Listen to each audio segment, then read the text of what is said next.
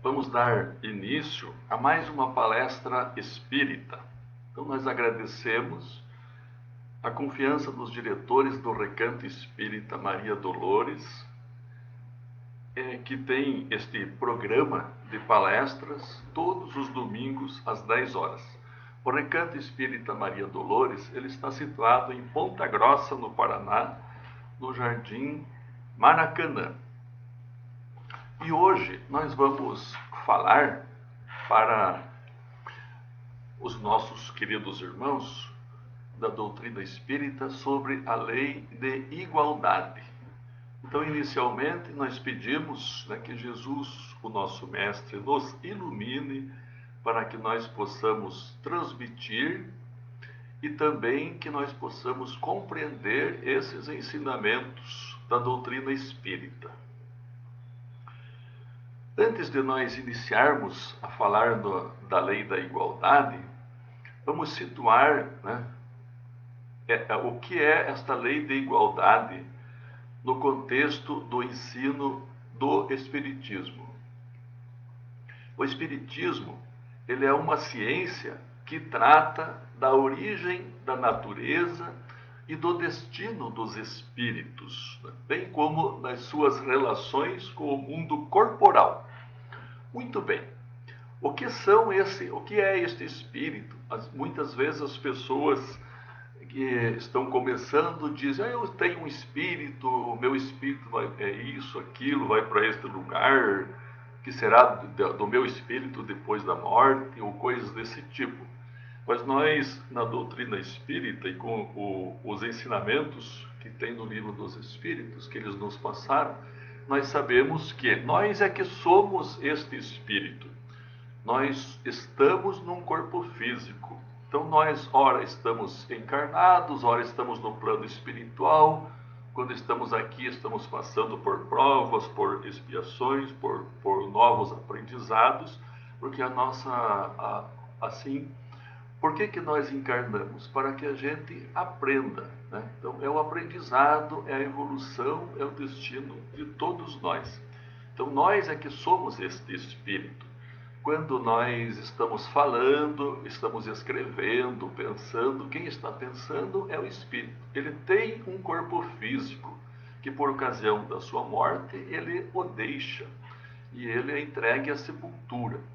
Entre o espírito e o corpo físico, existe o corpo espiritual, que é o perispírito.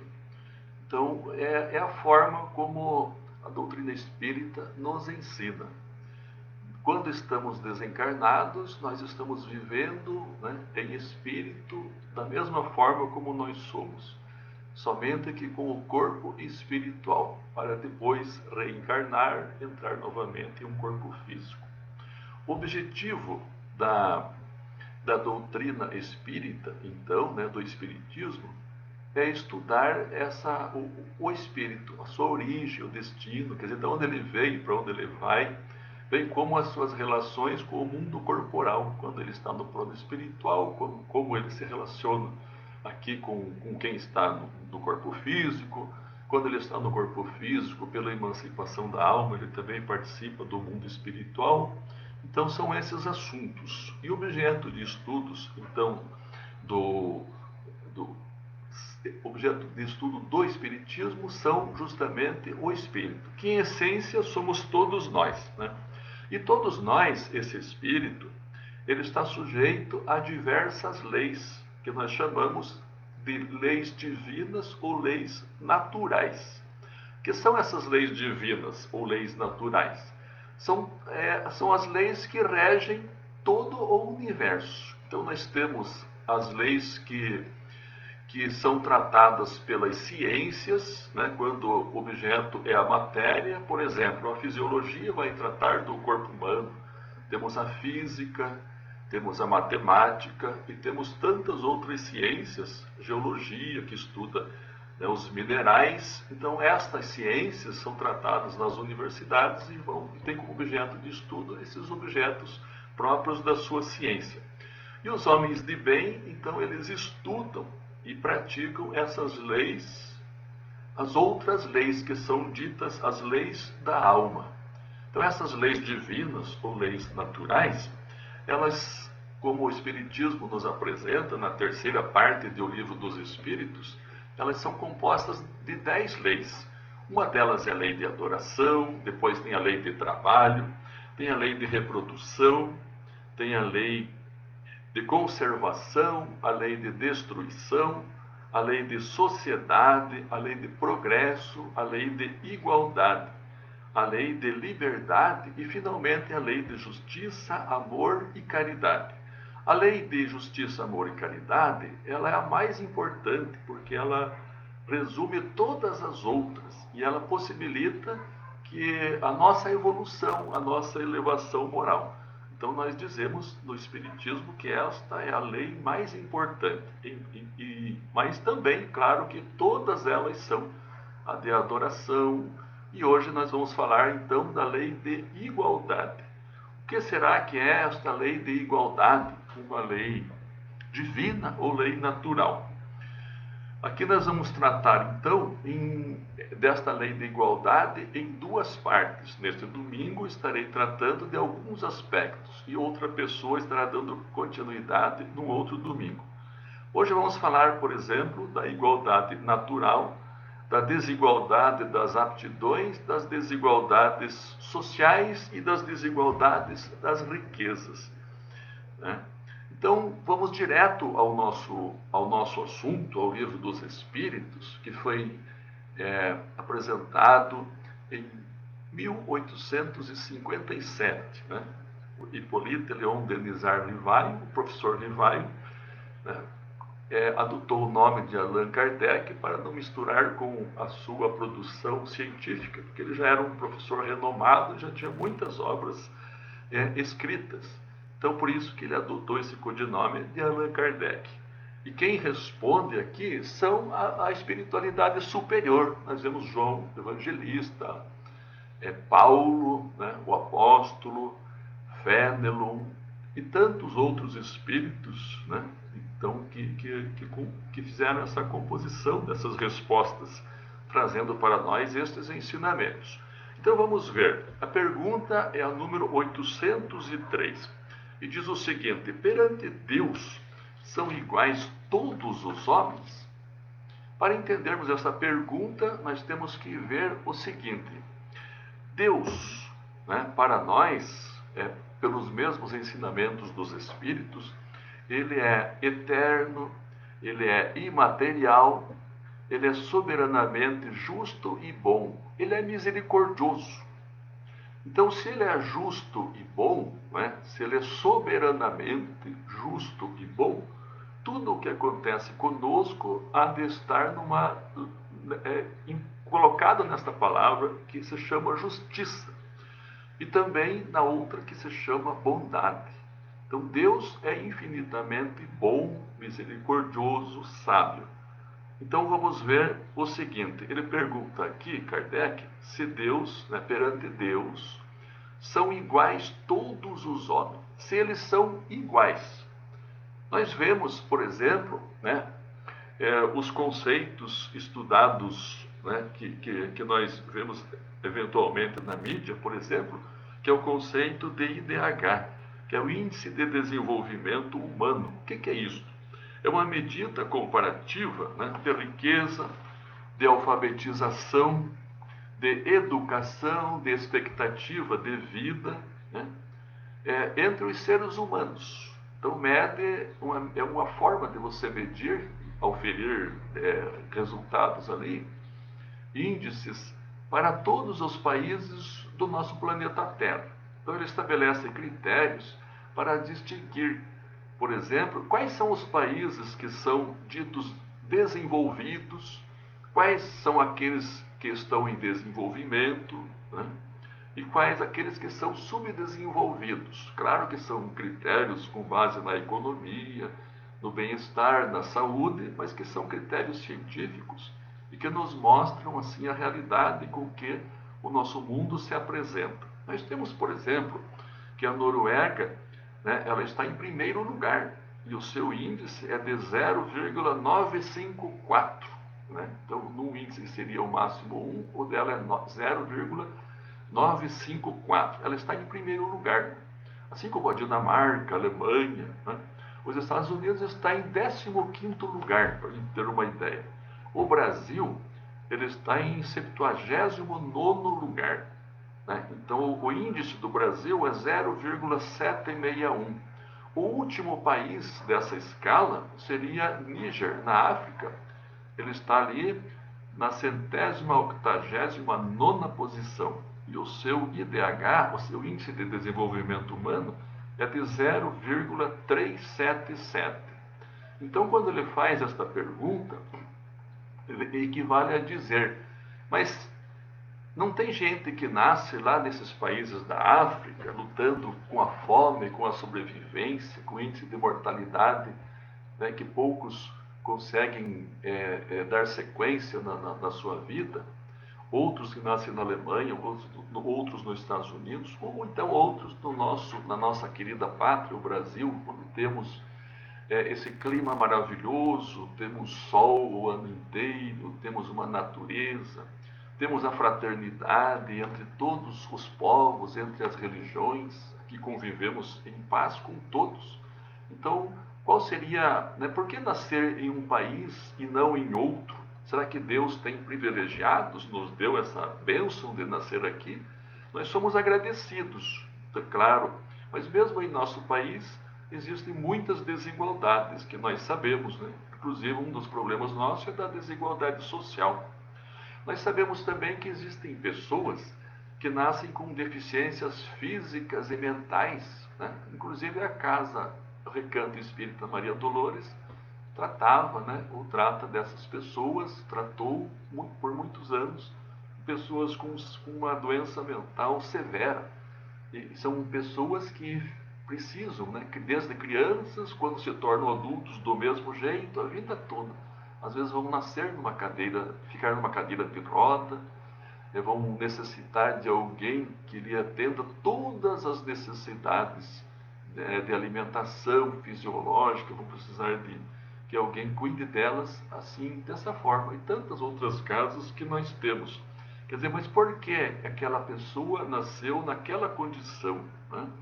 Nós sabemos que na diversidade de religiões, né? Alguns são cristãos, dentro dos cristãos tem os católicos, os evangélicos, os espíritas e tantas outras denominações. Outros são muçulmanos, outros são judeus, outros são de religiões lá da China, por exemplo. Mas será que eles são diferentes? Será que Deus tem privilegiados? Por que é que uns nascem de um jeito, outros nascem de outro? Para uns parece que tem a beleza, a riqueza, e os outros vão ficar na pobreza, em condições de sofrimento. Será que Deus foi melhor conosco do que com as outras pessoas? Então, esta é a pergunta de Allan Kardec, né? Perante Deus, são iguais todos os homens? E a resposta dos espíritos, sim, todos tendem para o mesmo fim. E Deus fez as suas leis para todos.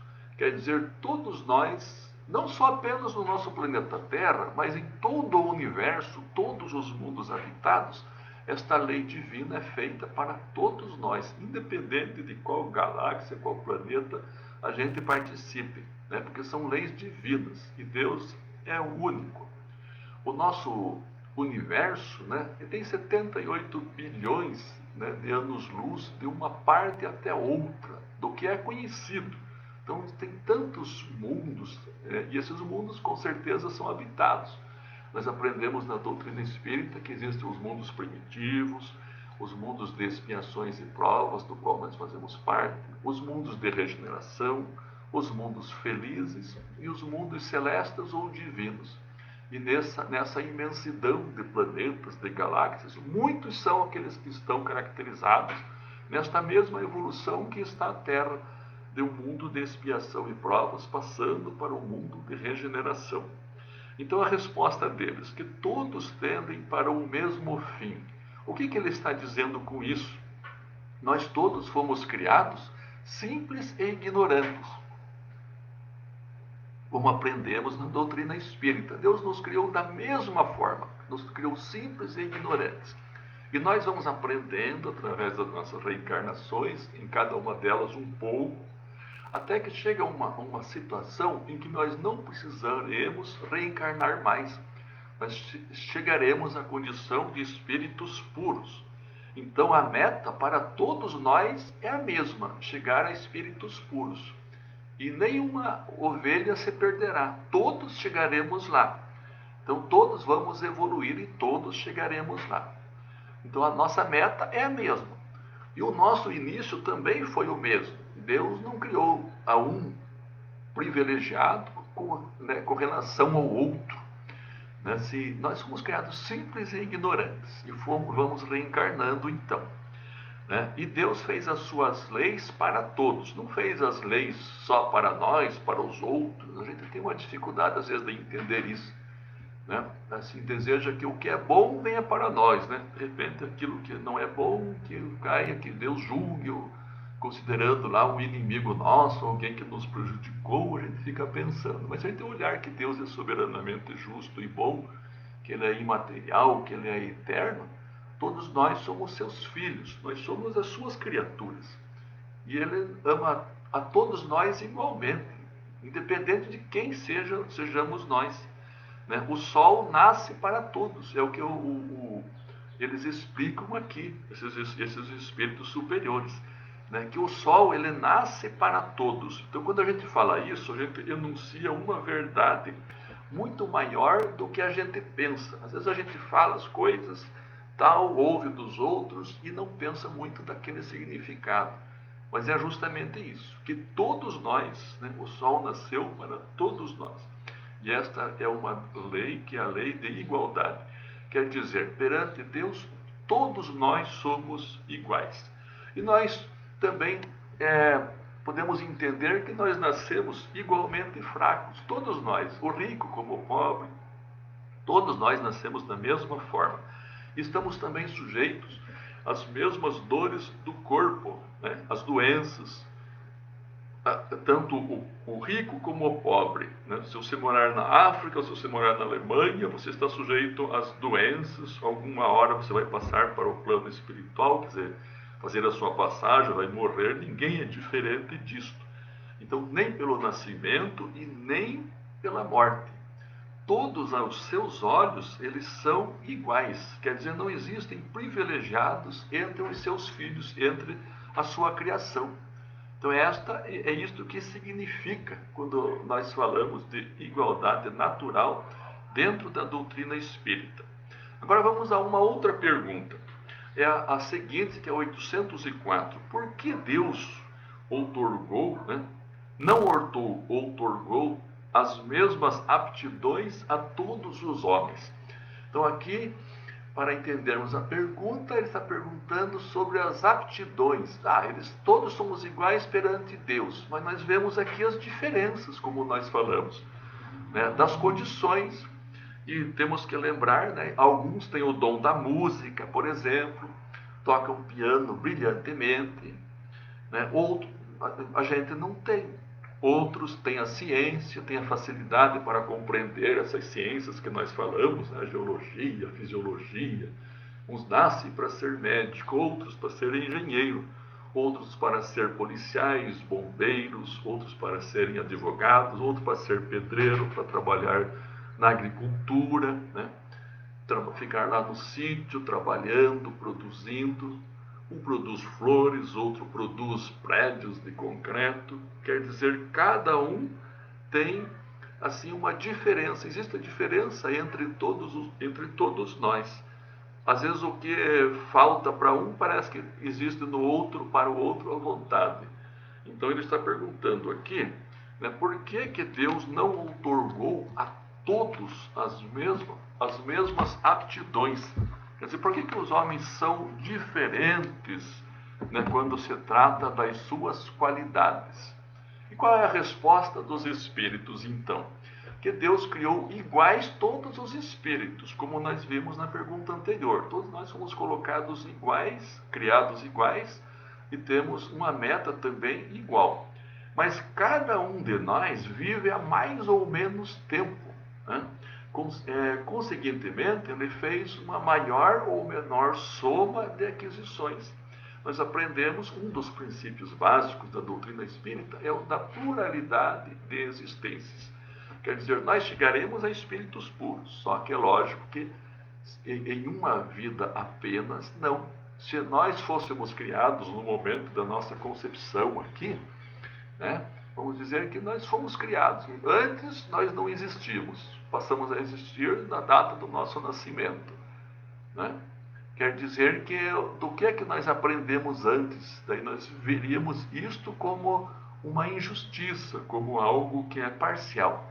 Mas aqui não, aqui ele está dizendo, né, considerando esse princípio da doutrina espírita, da pluralidade das existências, ou seja, das reencarnações, né, e o princípio da elevação dos espíritos, que alguns de nós foram criados há mais tempo.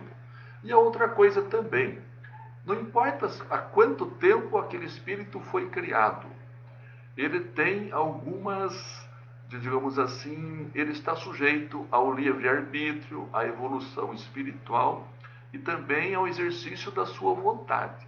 Quer dizer, se nós aqui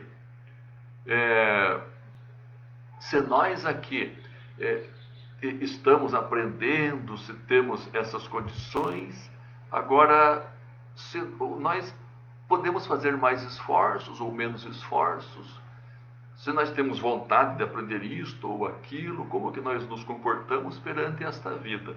Então, baseado nisso, alguns de nós vão evoluir mais depressa, vão adquirir mais qualidades. Nós sabemos que na evolução nós vamos desenvolvendo a inteligência, né, que nos outros reinos animais a gente já vai adquirindo, vai começando a desenvolver a inteligência. Quando chega no reino hominal, nós já temos o livre-arbítrio e a partir dali nós teremos uma elevação moral, que nós vamos a cada experiência reencarnatória conseguindo avançar. Mas é lógico que também cada um de nós pode avançar mais depressa ou menos depressa. Daí a diversidade, então, das aptidões. Quer dizer, o que um aprendeu, de repente o outro não aprendeu, vai aprender mais tarde, né? Então é isso que dá a diversidade dessas aptidões. E também essa diversidade das aptidões, ela é necessária para a gente viver em sociedade. Porque a gente deve analisar o seguinte: nós temos umas condições, nós temos uma utilidade para determinadas coisas, mas então nós não temos todas as qualidades ou aptidão para todas as coisas. Eu, por exemplo, quando eu vou num dentista, preciso de alguém que me atenda, que seja um dentista. Às vezes nós vamos num médico, às vezes nós precisamos de alguém para fazer um trabalho doméstico, nós precisamos de outras pessoas. Então todos nós somos úteis, nós vivemos em sociedade, a vida em sociedade ela é útil, inclusive para nós desenvolvermos essas nossas qualidades. É somente quando nós convivemos em sociedade, né, com outras pessoas, como elas são diferentes de nós, estão no outro estado evolutivo, ou melhores, ou estão aprendendo igualmente a nós, né, o que elas já aprenderam, nós ainda não aprendemos. Então, nós aprendemos com outras pessoas. E nós somos úteis para outras pessoas. E outras pessoas são úteis para nós. Então, essa diversidade de aptidões, ela é necessária para se viver em sociedade. Vemos aí, então, a sabedoria divina, né, quando cria todos nós desta forma e todos os mundos. Pois temos mais uma pergunta, 805. Passando de um mundo superior, né, a um outro inferior, conserva o espírito igualmente as faculdades adquiridas? Quer dizer, você adquire as tuas qualidades, está em um mundo elevado, daí vai reencarnar num mundo como a Terra. Você traz para cá essas tuas qualidades, as tuas aptidões, né, o que você já adquiriu? O que eles respondem para nós? Sim. Já temos dito que o espírito que progrediu, ele não retrocede. Quer dizer, a nossa evolução é sempre para frente, né? Sempre em direção à nossa meta. Então, ele pode escolher o estado, né? Lá no estado de espírito livre, ele pode escolher como será essa sua reencarnação, qual é a sua missão, né? As suas provas, o que ele vai fazer aqui. E se ele vem, né, para um invólucro mais grosseiro, né, às vezes uma posição mais precária do que aquelas que ele já teve, né, também isso pode ajudá-lo. Né? Nós sabemos, por exemplo, que Jesus é um governador espiritual da Terra e ele reencarnou entre nós. Né? Quer dizer, alguém que já era um espírito puro há uns 4,5 bilhões de anos, quando a Terra foi criada, né? Nem precisava reencarnar mais, mas esteve entre nós. Né? Adquiriu com um corpo físico e trazendo os seus ensinamentos. Também outros que nem são tão evoluídos assim podem reencarnar entre nós, podem vir de outros mundos habitados e reencarnar aqui para servir para nós de orientadores, de professores. Né? O que são esses que aprenderam mais e que nos ensinam, como esses espíritos superiores aqui, que trazem esse conhecimento, senão esses que têm mais experiência, né? E aqui ele diz que sim, que eles podem vir aqui, né, em missão para nos ajudar, né? Vamos tratar agora de um outro assunto dessa lei de igualdade, que é sobre as desigualdades sociais. É a pergunta 806, em que ele vai dizendo: é lei da natureza a desigualdade das condições sociais? Como nós falamos no início, alguém nasce lá num país na África, né, em situação, vivendo numa tribo, outro nasce na Alemanha, outro na Noruega, outro aqui no Brasil, graças a Deus, né? Mas cada um deles, mesmo aqui no nosso país, tem diversas condições sociais. Né? Um é muito pobre, necessita da ajuda dos outros, de uma instituição. Né? Outro nasce na opulência, nasce na riqueza.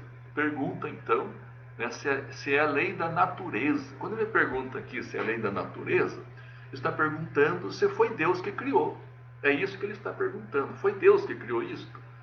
Né? Se todos estão aqui, então essa desigualdade dessas condições sociais foi Deus que criou? E a resposta deles: não, isso é obra do homem e não de Deus.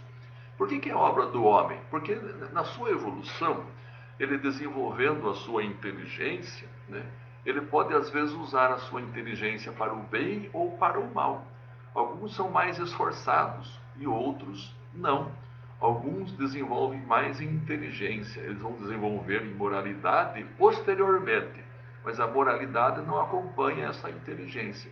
Então, neste caminho evolutivo, é lógico que pode acontecer essas desigualdades sociais, mas que isso também é importante para aquele que está naquela situação, trazendo-lhe um aprendizado. Nós sabemos, por exemplo, como é que nós iríamos aprender sobre a humildade se nós não estivéssemos numa condição, de repente, inferior naquela situação ali. Se nós olharmos para a nossa própria vida, né, às vezes, quantas pessoas que nasceram ali pobrezinhas, não tinham nada, pelo seu esforço, pelo seu trabalho, pela sua persistência, foram conseguindo tal e mudaram de situação. Né? Ou então continuaram da mesma forma. Então, isso é obra do homem, mas nós também ganhamos com isso porque estamos exercitando a nossa persistência, a humildade, o nosso trabalho. Né? O trabalho é para desenvolver a inteligência. Nós somos co-criadores. Deus nos criou e nós também somos co-criadores do nosso planeta. Com a nossa inteligência, com a nossa elevação moral, nós ajudamos a Deus também para executar as suas obras. Né? Então ele diz aqui que não, que essas condições sociais, a desigualdade delas, ela é obra do homem e não de Deus. Na 806A, né, que ele desdobra essa pergunta em mais algumas para entender melhor o tema. Algum dia essa desigualdade desaparecerá? Né? O que vocês acham? Se a gente falar, né, o nosso país é um exemplo negativo nesta parte, né, que existem muitas desigualdades sociais. Em outros países já nem existe tanto. Quer dizer, aquele de repente, que é o diretor de uma empresa, o seu ganho financeiro, ele é claro que é maior do que o de um outro lá, mas ele não é tão maior assim. E o que o outro tem, mesmo aquele funcionário mais humilde, que tem servindo naquela indústria, ele tem as condições de saúde, de transporte, de moradia, ele tem tudo o que ele precisa para viver bem, né?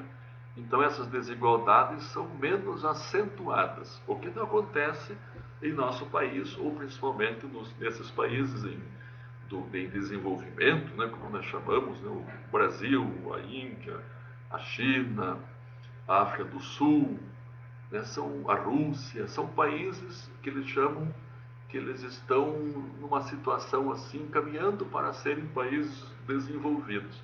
E aqueles que conseguirem resolver melhor as suas desigualdades sociais, chegará lá primeiro, né? Então eles terão resolvido alguma desses problemas que fazem parte, são bem característicos dessa situação. Então aqui ele pergunta se algum dia essa desigualdade vai desaparecer. E qual é a resposta deles? Né? Que eternas somente são as leis de Deus, né? Tudo que é feito por Deus, essas leis são eternas. O resto, tudo é transitório. Nós estamos evoluindo, o próprio planeta Terra está. Então, algum dia ele deixará de ter as mesmas condições que ele tem hoje. Assim também, como hoje, ele já deixou de ter as condições que ele tinha antigamente. Se a gente olhar o ano de 1400, mais ou menos, como que era a vida naquele período? O ano de 350, por exemplo, depois de Cristo, como que era? 1500, 1950, 2020, como estamos hoje. Então é lógico que existem essas mudanças, embora elas são significativas se a gente for estudá-las, mas algum dia elas desaparecerão, né? Porque apenas as leis de Deus são eternas. E ela vai desaparecer, então, quando o egoísmo e o orgulho deixar de predominar. Essa é a resposta deles. Quer dizer, nós vamos aprendendo, desenvolvendo a inteligência, e nós somos muito ligados à matéria. Então, esse orgulho e esse egoísmo faz parte do nosso ser, mas é algo que nós temos que lutar contra. Algum dia nós deixaremos de ser assim tão egoístas e tão orgulhosos. Quer dizer, nós vamos adquirindo essas condições morais e daí nós já vamos nos preocupando mais com as outras pessoas. Vamos deixando de ser egoístas. O que é o egoísta? O egoísta é primeiro eu, depois os meus e para os outros nada. Né? À medida que nós vamos deixando de ser, nós vamos compreendendo que nós fazemos parte de uma família única, essa família universal, ou então uma família aqui da nossa terra ou da nossa cidade, e que nós temos obrigações para com as outras criaturas de Deus que são igualmente a nós. Nós vamos nos preocupar se elas estão passando fome, se elas têm essa necessidade, se ela tem aquela outra, se ela tem abrigo, se ela foi abandonada, e nós vamos cuidar dela. Porque o Evangelho de Jesus, né, como nós aprendemos, o que ele diz? Que nós devemos amar ao próximo como a si mesmo. Quer dizer, fazer para os outros aquilo que nós gostaríamos que os outros nós fizessem se nós estivéssemos naquela situação. Então, algum dia vai desaparecer, né, com o tempo, com a elevação moral das criaturas e do nosso próprio planeta. A pergunta 807. Que se deve pensar dos que abusam da superioridade de suas posições sociais para em proveito próprio oprimir os fracos? Quer dizer, aqueles que estão numa condição, né, às vezes com mais riqueza, com mais inteligência naquela vida, e usam isso para oprimir, para dominar aqueles que são mais fracos. E a resposta deles é claro, né? Merecem anátema, ai deles. Quer dizer, eles vão passar por expiações, por sofrimentos, que é, na verdade, você sofrer aquilo que você fez os outros sofrerem.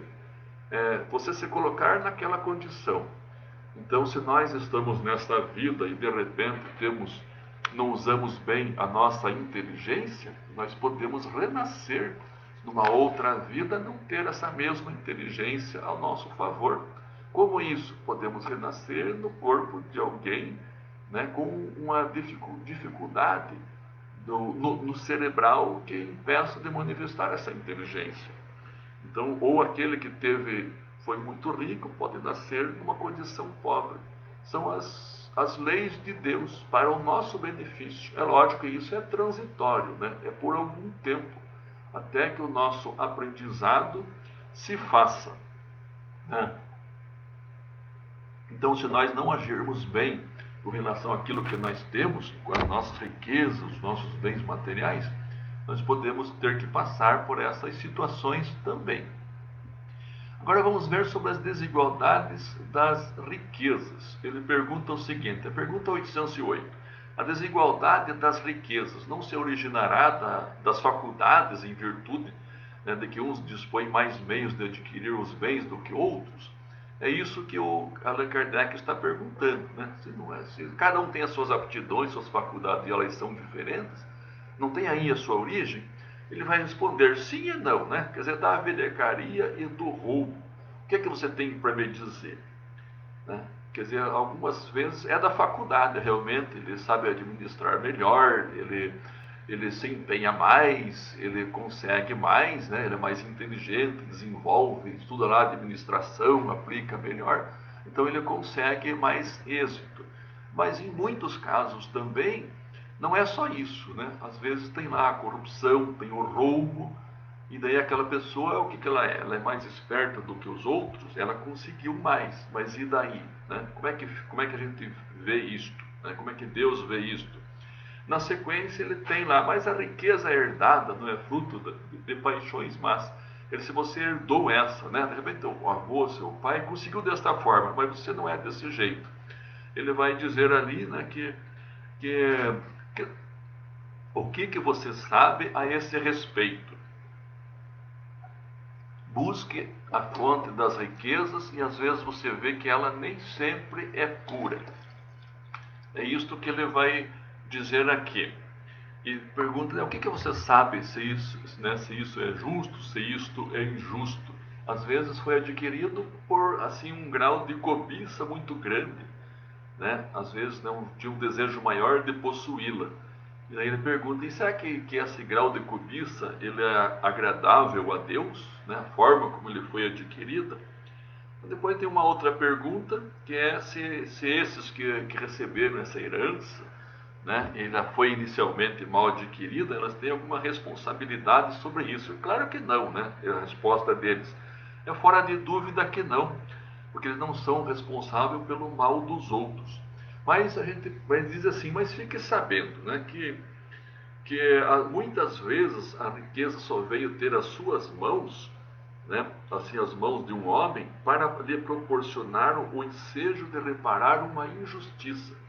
Quer dizer, às vezes você lá é o neto, ela não foi mal adquirida, mas você pode continuar com ela, administrar bem e reparar as injustiças que os outros fizeram quando adquiriram esta riqueza. Então, muitas vezes ela tem esse sentido, né, de reparação, de ajuda, né, de amor ao próximo também.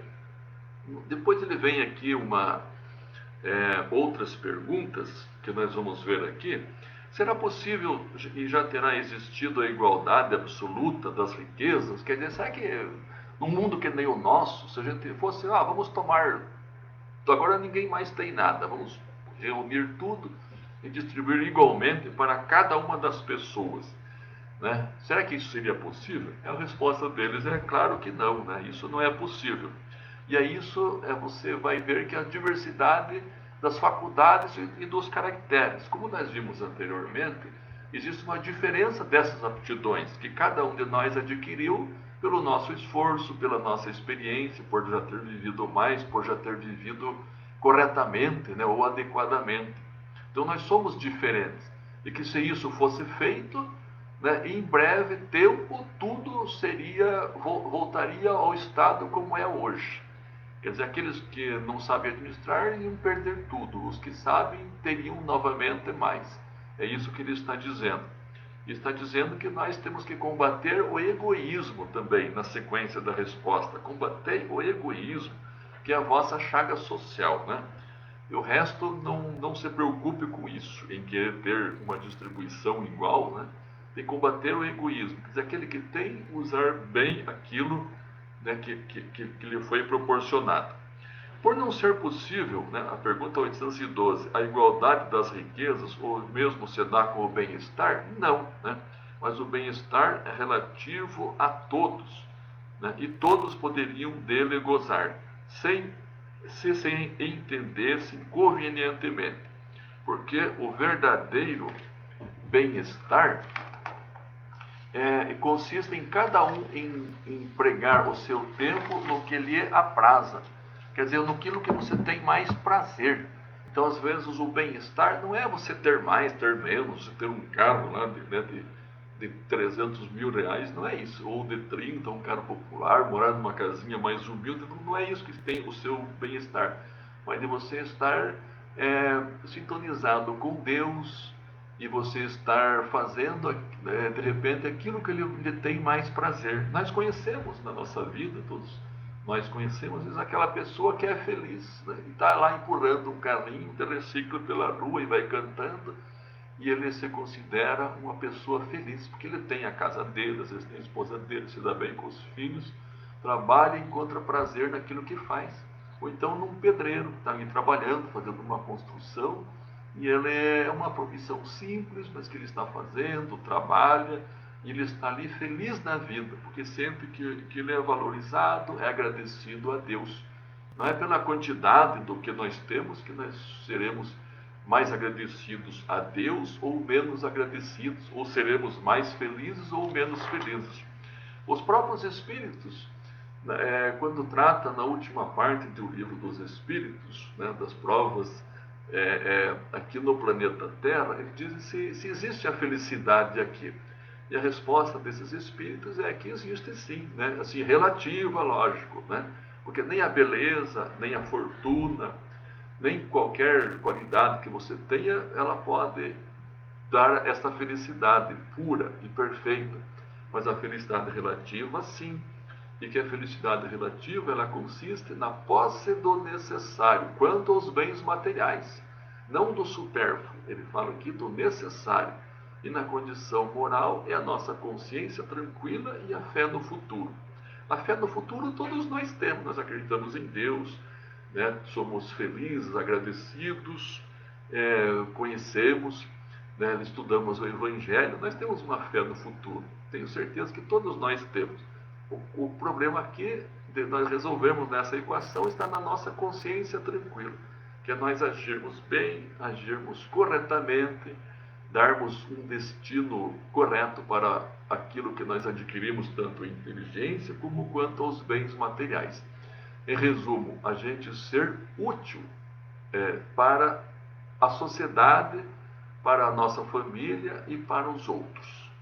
Assim, nós encerramos esta parte sobre a lei da igualdade. Então, estamos encerrando neste momento, né, essa nossa palestra, humilde palestra de estudo da doutrina espírita, para o Recanto Espírita Maria Dolores, nesse programa que vem com palestras todos os domingos.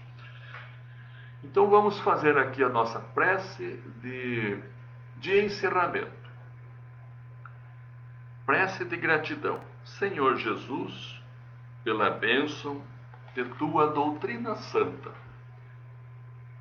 que nos apoia e levanta para o reino de amor, pela paz que nos ofertas, pela esperança divina que nos conforta e ilumina, bendito sejas, Senhor, pela carícia do lar, doce templo de carinho, que nos concedes por ninho, céu na terra, campo em flor, pelo aconchego suave da afeição que nos aquece, pelo consolo da prece, bendito sejas, Senhor, pelo tesouro sublime de graças da natureza, pela serena beleza do mar, do jardim, da cor, pela fonte que entretece, poemas de melodia, pelo pão de cada dia, bendito sejas, Senhor, em tudo o que nos reserves, a luz de cada momento, o nosso agradecimento por